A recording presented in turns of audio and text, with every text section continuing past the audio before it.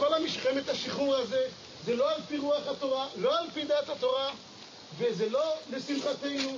לכן אמר החזון איש בתאריך זה, ה' באייר, היו צריכים לקבוע צום. המילים האלה נאמרות מפי הרב יעקב ראובן סוקולובר, מורה, מחנך ומשגיח רוחני בישיבה תיכונית בירושלים. והיום אנחנו מבינים טוב איך מתנכלים, איך ראשי המדינה מתנכלים לנו לכל דבר. כל הדברים נאמרים מול התלמידים במהלך טיול של הישיבה. חשוב לציין שהישיבה ממומנת על ידי משרד החינוך. השם יעזור. עברנו את פרעה, עברנו את כל הגלויות שעברנו, נעבור גם את גלות ישראל נעבור. הרב סוקולובר ממשיך להשמיע את דעותיו גם בקשר לאנשי התנועה הציונית שפעלה להקמת המדינה.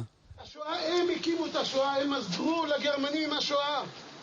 כי הם רצו להקים פה מדינה, אמרו שיהרגו מה יותר יהודים, יהיה לנו תירוץ שמגיע לנו מדינה. אנחנו נמצאים בארץ ישראל לפני בן גוריון, לפני הרצל, לפני ז'בוטינסקי, אנחנו דורי דורות פה.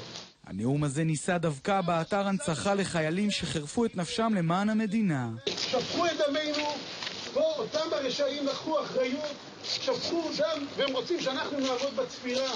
אנחנו לא נעמוד בצפירה. בשלב מסוים, אחד המלווים של הסיור לא יכול להבליג ומתפרץ לדבריו של הרב. מי ישמור עליכם במדינת ישראל? מי ישמור עליי? מי ששמר עליי עד היום. מי שמר עליך עד היום?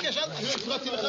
לא הפרעתי לך. לא, אני פשוט לא מסכים עם הדברים שלך. אני לא מסכים לכם. אם אתה מקבל משכורת של משרד החינוך, אתה צריך לשתוק. אני לא צריך לשתוק. משרד החינוך הוא לא בא לבית להגיד לי מה להגיד. לערבים נותנים משרד. אני אגיד מה שאני צריך להגיד. אתה מחלל זכר מתים פה ואני לא מסכים. אני לא מחלל זכר מתים.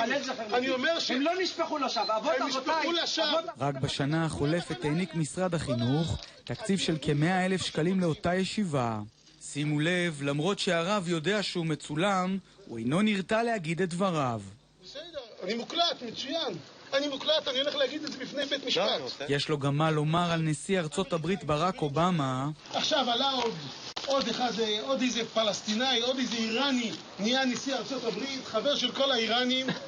מוסלמי כמו כל המוסלמים, והוא חוגג ביחד עם האיראנים, עם כל העולם המוסלמי.